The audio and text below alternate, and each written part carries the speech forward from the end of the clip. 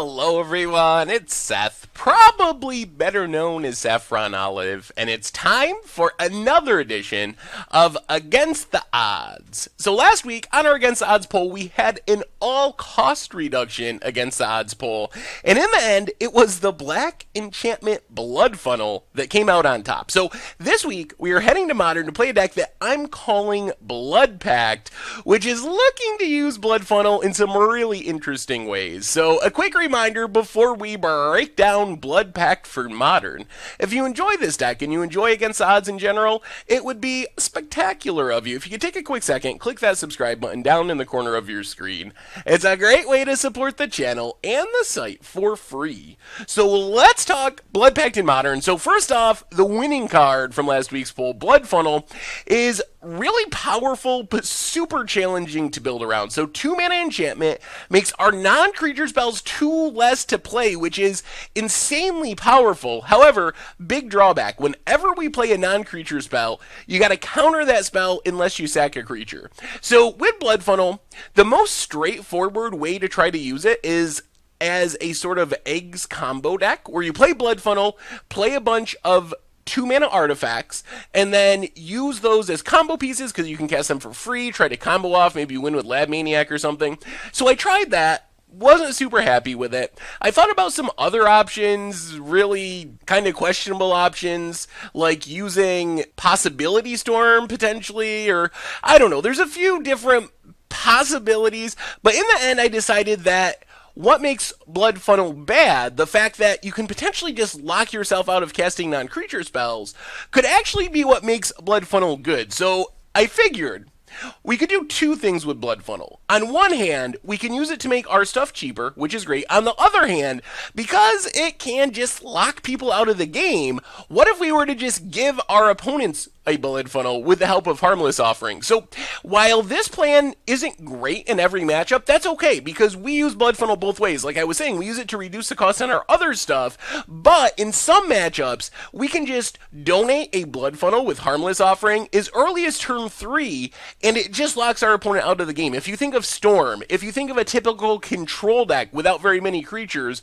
if you think of Ad Nauseam, those decks are literally just dead on turn 3 to Harmless Offering a Blood Funnel. Of course, we don't want to rely just on Harmless Offering Blood Funnel, because some matchups it's not great. If our opponent's going wide with creatures, they don't really care about Blood Funnel, they just keep playing their creatures, they keep killing us, it doesn't really do anything. So, we also have another popular Harmless Offering target in Demonic Pact. So the great thing about Blood Funnel is it sort of gives us redundancy with Demonic Pacts. It gives us a total of 8 enchantments that we can give to our opponent, which are potentially just game ending. So Demonic Pact, of course, much slower than Blood Funnel. The upside of Blood Funnel is we can just turn 3 it, win the game in some matchups. Demonic Pact, we gotta play it, we gotta wait a bit to deal some damage, to draw some cards, and then hopefully give it to our opponent right before they choose the you lose the game mode.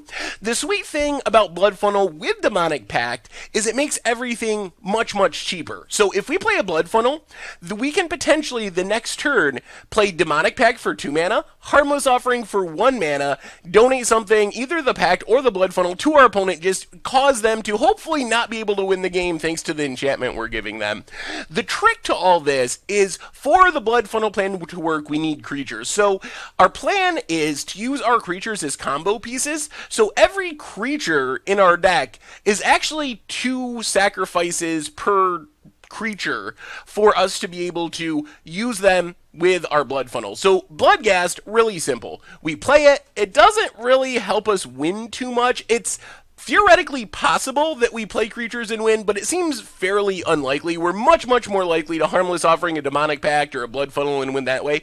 But we play Bloodghast, lets us play Blood Funnel, play a non-creature spell, sacrifice the Bloodghast to pay the you have to sacrifice counter clause on the Blood Funnel, play a land, get back Bloodghast, do it all over again. Bitter Blossom comes down on turn 2 and just keeps making a 1/1. every single turn that we can sacrifice to the Blood Funnel. And then Giraffe's Messenger, a little bit strange, a little bit more expensive, but theoretically it does give us 2 sacrifices. Once we have it down, we can sacrifice it once, it comes back with Undying, sacrifice it again. So the idea with our creatures isn't to use them as creatures that can beat down. We can chump for a while with Bitter Blossom tokens or Giraffe Messengers, but these are here to help us pay the cost on our Blood Funnel to make sure we can play our Demonic Pacts, our Harmless Offerings, and all of our other stuff. Dark Petition is one of the sweetest cards in the deck because it becomes a free tutor if we have our Blood Funnel and we have Spell Mastery, which we almost always have. We have a ton of cheap spells for turn 1 in this deck, because if you think about what we're doing, we're playing our Blood Funnel on maybe turn 2 or turn 3, hopefully Demonic Pact the turn after that.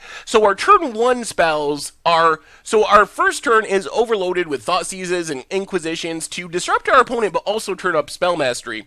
The sweet thing with Dark Petition is we can cast it for 3 mana with Blood Funnel, sack one of our random tokens, our Bloodghast, and then we get 3 mana back. So it's literally 0 mana tutor any card from our deck, which is super helpful if we're trying to set up a combo. So we can search up our Harmless Offering and immediately give our opponent the Blood Funnel. We can search up a Demonic Pact, play the Demonic Pact for 2 of the 3 mana, hopefully have a red mana left over, use the red mana to give it to our opponent. So there's so many explosive things we can do. We can even use it to search up a creature.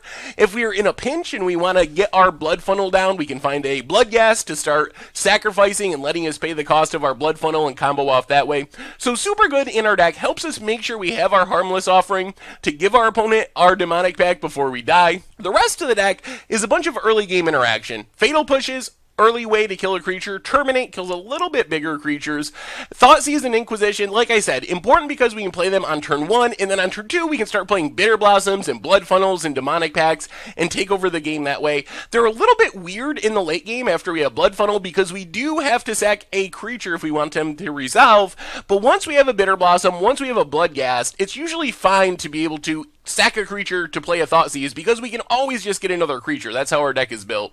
In the mana base, we get a bunch of fetch lands, some Blackcleave Cliffs as a turn 1 dual land, a bunch of swamps, and a Urborg. So you're probably wondering, no basic mountains, why so many swamps? Well, in the sideboard, we have Blood Moon to potentially jank our opponent out. One of the upsides of this deck, if you think about our red spells, we have the Harmless Offerings, and we have 2 Terminates. That's all the red spells we have in the entire main deck.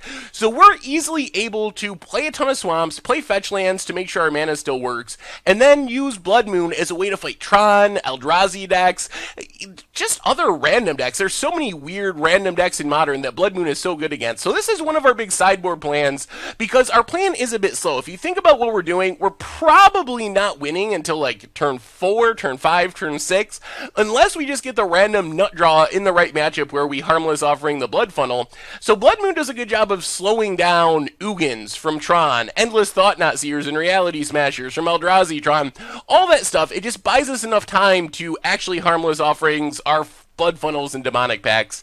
Anger of Gods and Damnation give us a bunch of removal, ways to sweep away the board, and then we have Fulminator and Surgical. So these kind of work together against Tron. We can destroy Tron land, then Surgical to Tron land, our opponent's off Tron forever. Surgical is also just a good graveyard hate spell if we run into Living End to Snapcaster decks, you name it. Shatterstorm mostly for affinity, just kind of a one-of way that we can maybe jank out a game there. Collective Brutality kind of does it all. Can be more discard and control matchups, can be life gain and a Goblin Guide killer against mono red. So it's good in a lot of different matchups, and that is Blood Pact for Modern.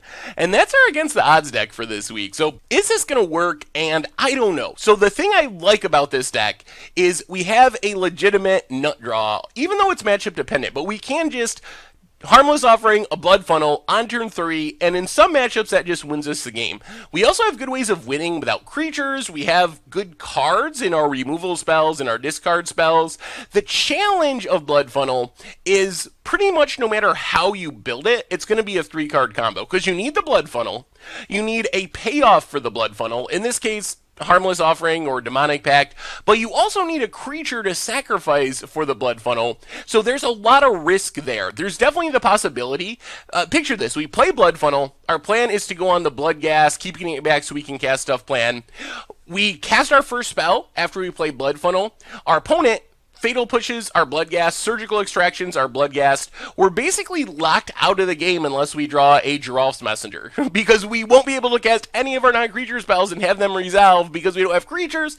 So there is risk that's just inherent in the plan. So we're looking to draw 3 different cards. We do need a creature to make any of this work, so it's a little bit of a janky combo, but it's also potentially really powerful. The ability to just Bloodghast turn 2, Blood Funnel, Harmless Offering turn 3, we win the game, or on turn 3, Demonic Pact, or on turn 4, double Demonic Pact. Like, all that stuff can win a lot of games because of the power of Blood Funnel.